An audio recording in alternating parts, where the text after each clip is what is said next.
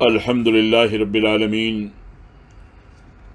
والعاقبۃ للمتقین والصلاة والسلام علی رسولہ محمد وعلی آلہ واصحابہ اجمعین، اما بعد، اعوذ باللہ من الشیطان الرجیم، بسم اللہ الرحمن الرحیم۔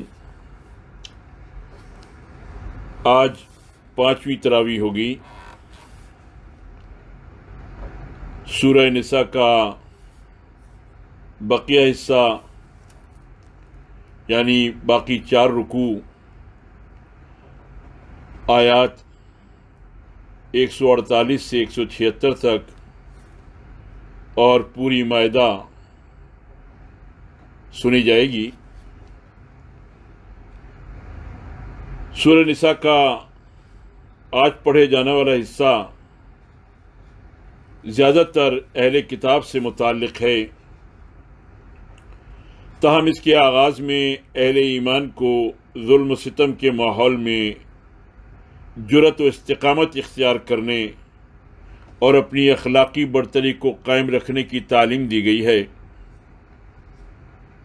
حضور صلی اللہ علیہ وسلم کے خلاف اہل کتاب کی ریشہ دوانیوں کا تذکرہ کر کے آپ صلی اللہ علیہ وسلم کو تسلی دلائی گئی ہے کہ آپ صلی اللہ علیہ وسلم ان کی شرارتوں پر دل گرفتہ نہ ہوں۔ اللہ کے نبی موسیٰ علیہ السلام، جن سے یہ اہل کتاب محبت و عقیدت کے دعوے کرتے ہیں، آپ صلی اللہ علیہ وسلم سے بھی زیادہ اس قوم کی اذیتوں کا شکار ہوئے۔ نبی اکرم صلی اللہ علیہ وسلم نے خود بھی اپنے مخالفین کی اذیتوں پر فرمایا تھا کہ اللہ تعالیٰ موسیٰ علیہ السلام پر رحم فرمائے، انہیں مجھ سے بھی زیادہ ستایا گیا تھا۔ یہودیوں کی ریشہ دوانیاں ہر دور میں جاری رہیں۔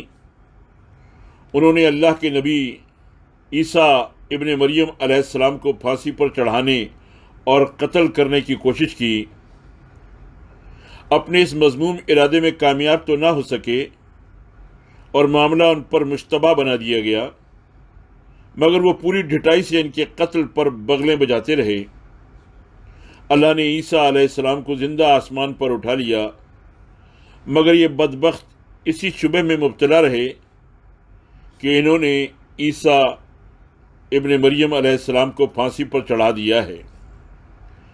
یہودی سینے پر ہاتھ مار کر دعویٰ کرتے رہے کہ ہم نے عیسیٰ علیہ السلام کو قتل کر دیا ہے، گویا یہ کوئی بڑا کارنامہ تھا جو انہوں نے سر انجام دیا۔ یہ اللہ کے غضب کے مستحق بن کر راندہ درگاہ ہوئے۔ دوسری جانب عیسائی اس باطل عقیدے کو اختیار کر بیٹھے کہ اللہ کا اکلوتا بیٹا ان کے گناہوں کا کفارہ ادا کرنے کے لیے صلیب پر چڑھ گیا۔ انہوں نے یہ بھی کہا کہ الہ 3 ہیں۔ یوں تثلیث کا شکار ہو کر وہ ایسے بھٹکے کہ ضالین ہی کہلائے۔ حضور صلی اللہ علیہ وسلم کو بتایا گیا کہ اللہ نے آپ صلی اللہ علیہ وسلم کی طرف ویسے ہی وحی نازل فرمائی ہے جیسے نوح علیہ السلام اور ان کے بعد کے انبیاء کی طرف بھیجی گئی تھی۔ فرمایا کہ انبیاء اور رسل تو بہت تھے، جن میں سے بعض کے نام آپ صلی اللہ علیہ وسلم کے سامنے بیان کیے گئے ہیں اور بیشتر کے نام کا تذکرہ نہیں ہوا۔ اس ضمن میں یہ صورت جن انبیاء کا نام بنام ذکر کرتی ہے، ان میں حضرت ابراہیم علیہ السلام، اسماعیل علیہ السلام، اسحاق اور یعقوب علیہ السلام، اولاد یعقوب عیسیٰ علیہ السلام، ایوب، یونس، ہارون، سلیمان، داؤد و موسیٰ کلیم اللہ علیہم السلام کے اسماء گرامی ہیں۔ انبیاء کرام کی آمد اللہ کی طرف سے انسانوں پر اتمام حجت کا درجہ رکھتی ہے۔ عیسیٰ علیہ السلام جنہیں الوہیت میں شریک سمجھ لیا گیا، ان کا اور مقرب ترین فرشتوں کا ذکر کرتے ہوئے اللہ نے فرمایا کہ یہ سب اللہ کی بندگی اختیار کرنے والے، اس کے مطیع فرمان لوگ ہیں۔ انہوں نے کبھی وہ راستہ اختیار نہیں کیا جو ان کے نام نہاد پیروکاروں نے اپنا لیا ہے۔ یہودیوں کی مالی معاملت میں بد دیانتی اور ظلم و ستم، نیز سودی کاروبار میں ان کے ملوث ہونے کا تذکرہ بھی آج کی آیات میں کیا گیا ہے، اور ان کے اس قبیح عمل کی مذمت بھی کی گئی ہے۔ آج کے دن تک دنیا کی سودی معیشت جو انسان کے جسد میں سرطان کی طرح پھیل چکی ہے، یہودیوں ہی کی مرہون منت ہے۔ وہ دوسروں کا مال کھا جانے کو معیوب نہیں سمجھتے، بلکہ اسے اپنی کامیاب حکمت عملی اور ذہانت قرار دیتے ہیں۔ سورہ نساء کے آخر میں اللہ رب العالمین نے قانون وراثت کا تتمہ پیش فرمایا اور لوگوں کے ایک سوال اور اشکال کا جواب دیا، یعنی کلالہ، ایسا شخص جس کے ماں باپ بھی موجود نہ ہوں اور بیوی بچے بھی نہ ہوں، فوت ہو جائے تو اس کا ترکہ کیسے تقسیم ہو۔ سورہ نساء کے آغاز میں بھی ان مسائل کو بیان کیا گیا تھا، لیکن لوگوں کو کچھ تشنگی محسوس ہوتی تھی اور وہ کلالہ کے بارے میں فتویٰ پوچھتے تھے۔ سید مودودی رحمۃ اللہ علیہ تحریر فرماتے ہیں، بعض روایات سے تو یہاں تک معلوم ہوتا ہے کہ یہ قرآن کی سب سے آخری آیت ہے۔ یہ بیان اگر صحیح نہ بھی ہو تب بھی کم از کم اتنا تو ثابت ہے کہ یہ آیت سن 9 ہجری میں نازل ہوئی۔ اسے ضمیمے کے طور پر سورہ نساء کے آخر میں لگا دیا گیا۔ وہ مزید تحریر فرماتے ہیں، یہاں ان بھائی بہنوں کی میراث کا ذکر ہو رہا ہے جو میت کے ساتھ ماں اور باپ دونوں میں یا صرف باپ میں مشترک ہوں۔ کلالہ کی میراث میں اس کے بہن بھائیوں کی صورت میں حصوں کا تعین جو سورہ نساء کی آیت نمبر 12 میں کیا گیا تھا، اس سے مراد صرف اخیافی بھائی بہن ہیں، یعنی جو صرف ماں کی طرف سے اس کے بھائی بہن ہوں اور باپ دوسرا ہو۔ آیت نمبر 176 سورت کی آخری آیت، اس میں ان بھائی بہنوں کی میراث کا ذکر ہے جو میت کے ساتھ ماں اور باپ دونوں یا صرف باپ میں مشترک ہوں۔ یہاں ان بھائی بہنوں کا ذکر نہیں جو میت کے ساتھ صرف ماں میں شریک ہوں، یعنی اخیافی بھائی بہن۔ یہ سورہ نساء کے آج کے 4 رکوعوں کا خلاصہ ہے۔ اس کے بعد ہم سورہ مائدہ کے مضامین بیان کریں گے۔ سورہ مائدہ مدنی سورت ہے، صلح حدیبیہ کے بعد نازل ہوئی۔ زیادہ تر حصہ احکام و قوانین پر مشتمل ہے۔ قرآن کے معروف اسلوب کے مطابق بیچ بیچ میں تذکیر کے لیے تاریخی واقعات اور مشفقانہ نصیحت بھی کی گئی ہے۔ مدینے میں اب ایک ریاست قائم ہو چکی تھی، اس لیے ریاستی امور چلانے کے لیے ضروری اور بنیادی ہدایات دی گئی ہیں۔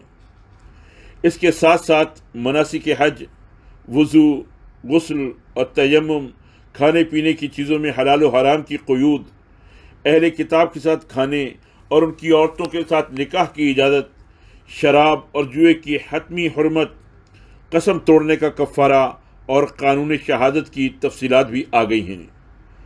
اہل کتاب کو ان کی غلط کاریوں پر ایک لحاظ سے آخری تنبیہ کی گئی ہے اور اس روش کو چھوڑ کر اسلام کی طرف آنے کی دعوت بھی دی گئی ہے۔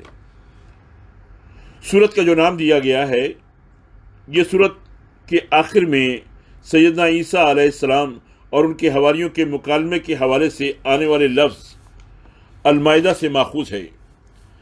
مائدہ کے معنی دسترخوان کے ہیں۔ حواریوں نے حضرت عیسیٰ علیہ السلام سے عرض کیا تھا کہ اللہ سے دعا کریں کہ وہ آسمان سے ایک دسترخوان نازل کرے۔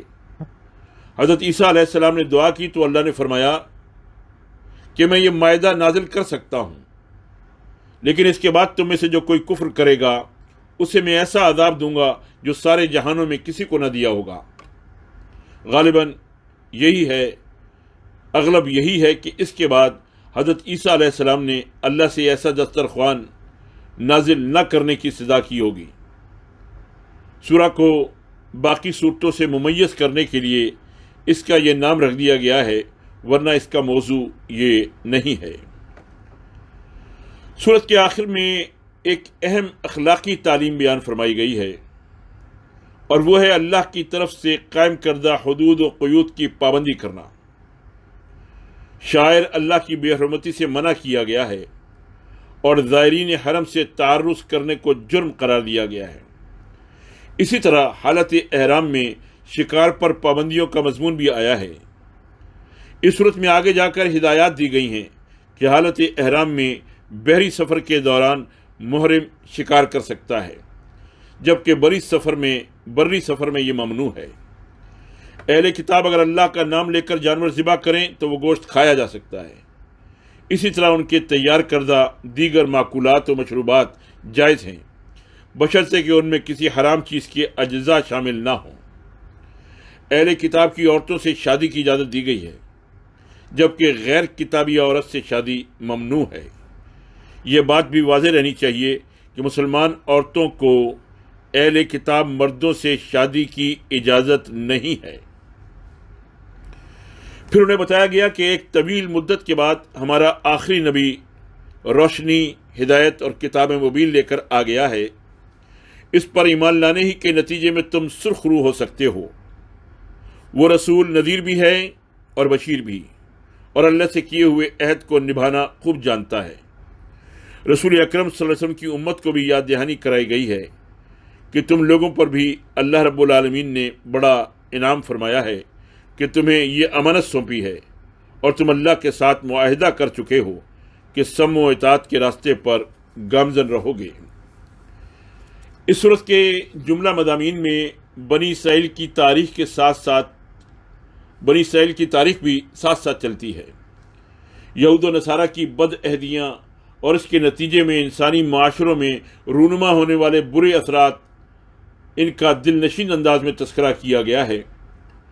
ان لوگوں سے اللہ نے میثاق و عہد کیا تھا اور راہ راست پر چلنے کے نتیجے میں اپنی نصرت کا یقین بھی دلایا تھا، مگر انہوں نے راہ راست کو چھوڑ دیا تو اللہ نے ان پر جو پھٹکار نازل کی اس کی تفصیل بھی اس صورت میں بیان کی گئی ہے۔ ان کے دل پتھر بنا دیے گئے، یعنی ان پر مہریں لگا دی گئیں۔ بنی اسرائیل کی تاریخ میں سے ان کے اس قول کو نقل کیا گیا ہے کہ یہ لوگ یعنی یہود و نصارہ دعویٰ کرتے ہیں کہ وہ اللہ کے محبوب، اس کے بیٹے اور چہیتے ہیں۔ اللہ نے ان کے اس دعوے کی تردید کی ہے۔ یہاں یہودیوں کی تاریخ کا وہ معروف واقعہ نقل کیا گیا ہے جب حضرت موسیٰ اور ہارون علیہ السلام معجزانہ طور پر انہیں مصر سے فرعون کی غلامی سے نکال کر ارض موعود یعنی فلسطین کی طرف لے گئے۔ تعاقب کرنے والا فرعون اپنی فوجوں سمیت غرق آب ہوا اور انہوں نے یہ سارا منظر اپنی آنکھوں سے دیکھا۔ جب مقدس سرزمین میں داخل ہونے کا موقع آیا تو بنی اسرائیل فلسطین پر مسلط بنو عمالقہ کے خوف سے تھر تھر کانپنے لگے۔ جہاز سے منہ موڑ کر موسیٰ علیہ السلام کو تانے دینے لگے اور جلی کٹی سنانے پر اتر آئے اور کہنے لگے، اے موسیٰ، ہم تو وہاں کبھی نہ جائیں گے جب تک وہ بنی اناق وہاں موجود ہیں، پس تم اور تمہارا رب دونوں جاؤ اور لڑو، ہم یہاں بیٹھے ہیں۔ یہ بات آیت نمبر 24 میں بیان کی گئی۔ پھر اس قوم کو اللہ رب العالمین نے 40 سال تک ذلت و رسوائی کے لیے اس وادی میں بھٹکنے کے لیے چھوڑ دیا۔ جب یہ ساری نسلیں مر کھپ گئیں تو نئی نسل کے لوگوں نے فلسطین فتح کیا۔ حضرت آدم علیہ السلام کے 2 بیٹوں کا واقعہ بھی بڑا عبرت انگیز ہے۔ جب ان میں سے ایک بدبخت نے اپنے ہی بھائی کو سنگ دلی و ظلم سے موت کے گھاٹ اتار دیا، یہ انسانی تاریخ میں پہلی موت تھی۔ اللہ رب العالمین نے ارشاد فرمایا کہ ایک انسان کا قتل بھی پوری انسانیت کا قتل ہے، اور کسی ایک انسان کو زندگی بخشنا پوری انسانیت کو زندگی بخشنے کے مترادف ہے۔ اسی سلسلہ مضمون میں آگے جا کر اللہ اور اس کے رسول سے متحارب فسادی قوتوں کا ذکر کیا گیا ہے۔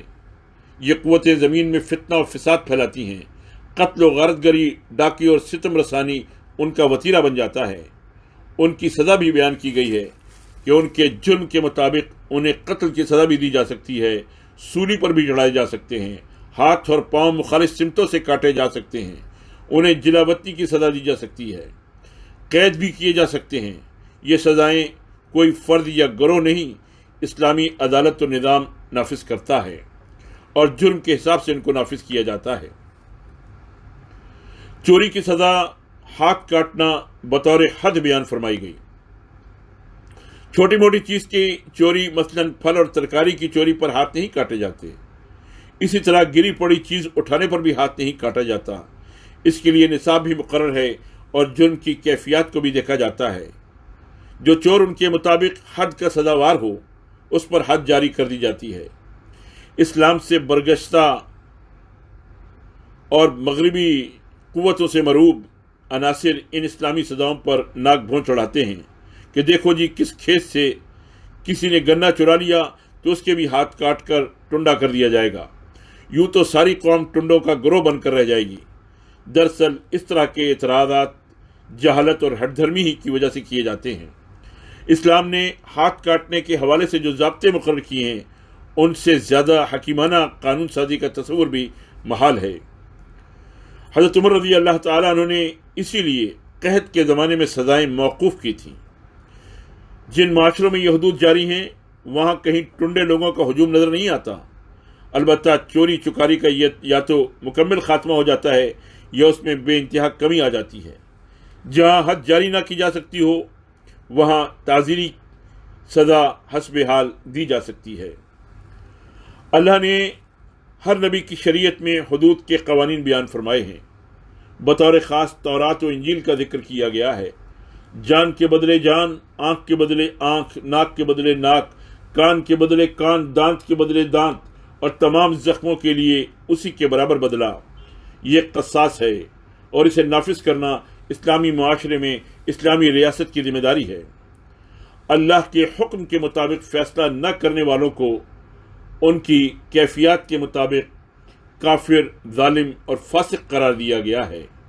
یہ بات آیات 44، 45 اور 47 میں بیان کی گئی۔ اس قانون کے نفاذ کے نتیجے میں انسانی جان و جسم کی بے حرمتی ختم ہو جاتی ہے۔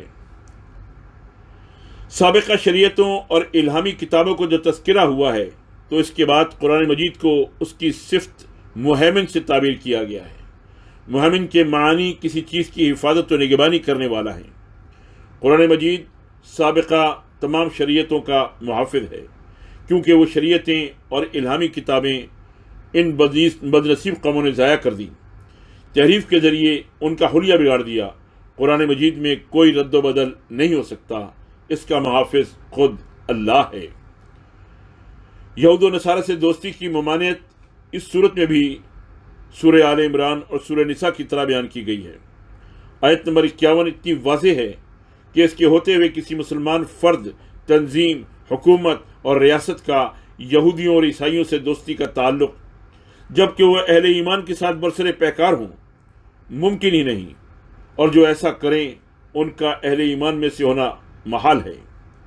اللہ تعالیٰ کا ارشاد ہے، اے ایمان لانے والو، یہودیوں اور عیسائیوں کو اپنا رفیق نہ بناؤ، یہ آپس میں ہی ایک دوسرے کے رفیق ہیں، اور اگر تم میں سے کوئی انہیں اپنا رفیق بناتا ہے تو پھر اس کا شمار بھی انہی میں ہے۔ یقیناً اللہ ظالموں کو اپنی رہنمائی سے دور کر دیتا ہے۔ یہ بات آیت نمبر 51 میں بیان کی گئی۔ اللہ اور اس کے رسول پر ایمان لانے والے حزب اللہ یعنی اللہ کی جماعت کہلاتے ہیں، اور اللہ فرماتا ہے کہ غلبہ انہی کا مقدر ہے۔ یہ بات آیت نمبر 56 میں بیان کی گئی۔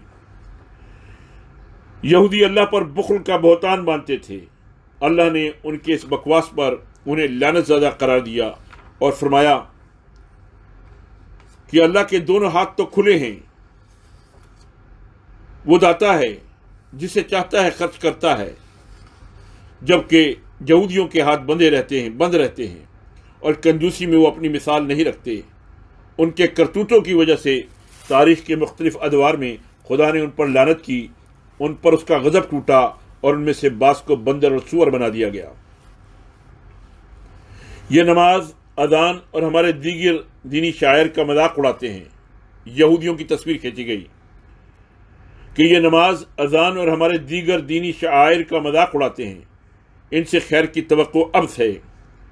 انہوں نے اللہ کی کتابوں کو اس لیے چھوڑ دیا کہ وہ جو پابندیاں عائد کرتی ہیں ان کے ساتھ مادی مفادات، ناجائز کمائی اور مادی ترقی کیسے کریں گے۔ اللہ نے فرمایا کہ اگر وہ تورات اور انجیل اور دوسری کتابوں کو قائم کرتے جو ان کے رب کی طرف سے بھیجی گئی تھیں تو آسمان سے بھی ان پر بھی رزق برستا اور زمین بھی خزانے اگلتی۔ اللہ کا یہ محکم فیصلہ ہے کہ اس کے احکام کو پوری روح سے نافذ کیا جائے تو وہ اپنے خزانے کھول دیتا ہے۔ مسلمان بھی آج اس حقیقت سے بے خبر اور نابلد نظر آتے ہیں۔ حضور صلی اللہ علیہ وسلم کو اس سارے تناظر میں حکم دیا گیا کہ اللہ کی طرف سے نازل شدہ پیغام کو لوگوں تک بلا کم و کاست پہنچائیں۔ اگر ایسا نہ کیا تو پیغمبری کا حق ادا نہ ہوگا۔ آپ صلی اللہ علیہ وسلم کی حفاظت کی ذمہ داری خود اللہ نے اپنے ذمے لے لی۔ حقیقت یہ ہے کہ اللہ کے رسول صلی اللہ علیہ وسلم نے رسالت کا حق ادا کیا۔ کوئی خوف اور لالچ ان کے پائے استقامت میں لغزش نہ لا سکا۔ انہوں نے پھر یہی کام اپنی امت کے سپرد کیا۔ امت نے بھی اس کام کو بطریق احسن آگے بڑھایا، اور جب تک اس ڈگر پر قائم رہی، دنیا کی ہر قوت اس کے پاؤں کی ٹھوکر پر رہی۔ جب مسلمانوں نے اس سے روگردانی کر کے اپنے فرض میں کوتاہی کی تو خس و خاشاک بن کر رہ گئے۔ امام ابن کثیر نے اس آیت کی تفسیر میں ایک واقعہ نقل کیا ہے۔ امام احمد بن حنبل کی روایت میں بیان کیا گیا ہے کہ عائشہ صدیقہ رضی اللہ تعالی عنہا نے بیان فرمایا، ایک رات کو آن حضور صلی اللہ علیہ وسلم اپنے بستر پر بے چینی سے کروٹیں بدل رہے تھے، اور میں ان کے قریب اپنے بستر پر لیٹی ہوئی تھی۔ میں نے عرض کیا، یا رسول اللہ صلی اللہ علیہ وسلم، یہ بے چینی کس وجہ سے ہے؟ آپ صلی اللہ علیہ وسلم نے فرمایا، آج رات خطرات سے پر ہے، کاش میرے صحابہ میں سے کوئی مرد صالح آج رات پہرا دے۔ آپ صلی اللہ علیہ وسلم کے اس فرمان کے تھوڑی دیر بعد میں نے اسلحے کی جھنکار کی آواز سنی۔ حضور صلی اللہ علیہ وسلم نے فرمایا، یہ کون ہے؟ جواب آیا، حضور میں سعد بن مالک ہوں۔ آپ صلی اللہ علیہ وسلم نے پوچھا، کس لیے آئے ہو؟ عرض کیا، آپ صلی اللہ علیہ وسلم کے گھر کے باہر پہرا دینے کے لیے۔ حضور صلی اللہ علیہ وسلم خوش اور مطمئن ہو گئے، اور تھوڑی ہی دیر میں نے آپ صلی اللہ علیہ وسلم کے خراٹوں کی آواز سنی۔ اس کی روایت میں یحییٰ بن سعید انصاری کے حوالے سے موجود ہے۔ اس آیت کے نزول کے بعد حضور صلی اللہ علیہ وسلم نے لوگوں کو فرما دیا کہ لوگوں، اب کسی کے پہرے کی ضرورت نہیں، اللہ نے ہماری حفاظت کی ذمہ داری لی ہے۔ یہ روایت امام ترمذی نے بیان کی ہے۔ حضرت عیسیٰ علیہ السلام کی الوہیت کا دعویٰ کرنے والوں کو 3 مرتبہ اس صورت میں سرزنش کی گئی ہے، اور ان کے اس عقیدے کو کفر قرار دیا گیا ہے۔ آیات 71 تا 73 اس صورت میں بنی اسرائیل کی زیادتیوں اور برے افعال کے ارتکاب، نیز امر بالمعروف اور نہی عن المنکر کی ذمہ داریوں کو چھوڑ دینے کی وجہ سے حضرت داؤد علیہ السلام اور حضرت عیسیٰ علیہ السلام کی زبان سے کی گئی لعنت کا تذکرہ بھی اس میں ملتا ہے۔ اہل ایمان سے دشمنی تمام ہی کفار کرتے ہیں۔ ان میں شدید ترین دشمن یہودی، صہیونی اور مشرکین، ہندو اور دیگر بت پرست ہیں۔ اہل ایمان کے لیے نرم گوشہ وہ لوگ رکھتے ہیں جو حضرت عیسیٰ علیہ السلام کی صحیح تعلیمات پر قائم ہیں۔ یہ لوگ حضور صلی اللہ علیہ وسلم کے وقت تو موجود تھے، اور الوہیت عیسیٰ علیہ السلام کے قائل عیسائیوں سے الگ تھلگ تھے۔ نہ وہ تثلیث کے قائل تھے، نہ صلیبی تھے۔ الوہیت عیسیٰ علیہ السلام کے قائل اور صلیبی سوچ رکھنے والے مسیحی ان نیک دل اور خدا ترس لوگوں میں شامل نہیں، جن کا ذکر آیت نمبر 82 تا 85 میں کیا گیا ہے۔ ان میں اس دور کے وہ پیروکاران مسیح شامل تھے جو قرآن کی تعلیمات کو سننے کے بعد پکار اٹھے، پروردگار ہم ایمان لائے، ہمارا نام گواہی دینے والوں میں لکھ لے۔ قرآن کہتا ہے کہ آیات الہی کو سن کر حق شناسی کے اثر سے ان کی آنکھیں آنسوؤں سے تر ہو جاتی ہیں۔ حضور صلی اللہ علیہ وسلم کا ہم اثر شاہ حبشہ نجاشی انہی لوگوں میں سے تھا۔ دیگر اہم مضامین جو اس سورت کے آخری حصے میں بیان کیے گئے ہیں، ان میں قسم اور حلف کی پابندی اور قسم توڑنے کی صورت میں اس کا کفارہ۔ قسم کا کفارہ یہ ہے کہ 10 مسکینوں کو ویسا کھانا کھلایا جائے جیسا اہل خانہ کو کھلاتا ہے، یا انہیں کپڑے پہنائے، ایک غلام کو آزاد کرے، اور جو اس کی استطاعت نہ رکھتا ہو وہ 3 دن کے روزے رکھے۔ حرمت شراب کا حکم آیت نمبر 90 میں مکمل حرمت کا حکم صادر ہوا ہے۔ اس سے پہلے سورہ بقرہ آیت نمبر 219 اور سورہ نساء آیت نمبر 43 میں شراب کی مذمت کی گئی تھی۔ اس آیت میں اسے شیطانی عمل قرار دیا گیا ہے، اور اس کے ساتھ ہی جوا، آستانے اور پانسے، فالگیری اور لاٹری بھی حرام قرار پائے۔ شراب کے بارے میں حضور صلی اللہ علیہ وسلم نے ارشاد فرمایا کہ اللہ نے اس پر لعنت فرمائی ہے۔ اس کے پینے اور پلانے والا، بیچنے اور خریدنے والا، تیار کرنے اور کرانے والا، اس کو ٹرانسپورٹ کرنے اور کرانے والا سبھی لعنتی ہیں۔ آپ صلی اللہ علیہ وسلم کی ایک حدیث میں جن لوگوں کے بارے میں کہا گیا ہے کہ اللہ نے اپنے اوپر لازم کر لیا ہے کہ ان کو روز قیامت جنت کے قریب بھی نہ پھٹکنے دے گا، ان میں سے ایک شرابی بھی ہے۔ آپ صلی اللہ علیہ وسلم نے یہ بھی ارشاد فرمایا کہ شراب کسی بیماری کا علاج نہیں، یہ تو خود بیماری ہے، اور شراب پر اصرار کرنے والوں کے بارے میں یہ حکم بھی دیا کہ ان سے جنگ کی جائے۔ صحابہ کرام رضی اللہ عنہم اجمعین کے مشورے سے حضرت عمر رضی اللہ تعالیٰ عنہ کے دور میں اجتہاد ہوا اور شراب کی سزا 80 کوڑے مقرر کی گئی۔ شراب بطور تحفہ دینا بھی حرام ہے۔ سورت میں احرام اور اس کے مسائل بیان کیے گئے اور احرام کے دوران ہونے والی غلطیوں پر کفارے بھی بیان کیے گئے ہیں۔ کثرت سوال سے منع کیا گیا ہے۔ علم حاصل کرنے اور اپنی اصلاح کے لیے سوال کرنا تو مطلوب ہے، مگر محض سوال برائے سوال کی عادت نیز لا یعنی اور لغ باتوں کی ٹوہ میں لگ کر سوال در سوال کا سلسلہ ممنوع ہے۔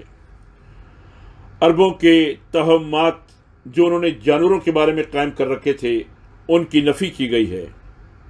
شہادت یعنی گواہی کا نصاب بیان کرتے ہوئے فرمایا کہ اہل ایمان میں سے 2 صاحب عدل آدمی کسی معاملے پر گواہ بنائے جائیں، سفر کی حالت میں جہاں کوئی مسلمان گواہ نہ مل سکیں وہاں غیر مسلم گواہ بھی لیے جا سکتے ہیں جو قابل اعتماد ہوں۔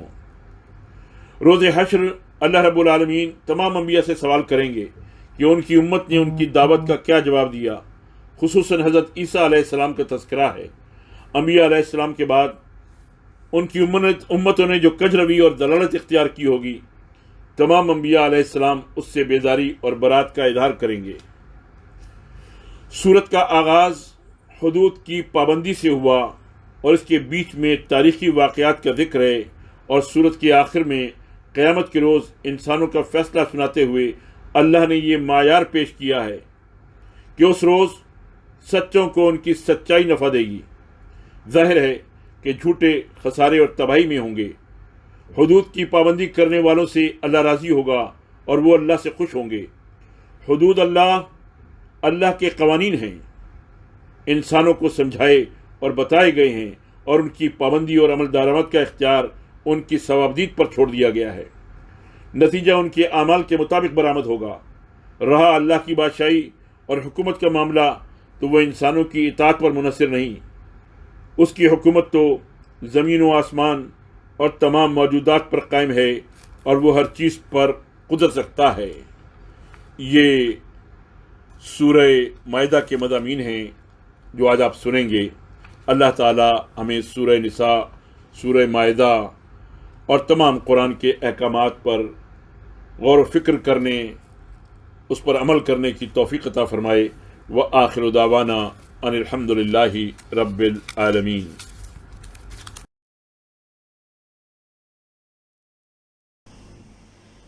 To understand the full message of Quran, please watch all videos from day one. Like this and subscribe the channel for more Islamic videos. Thank you.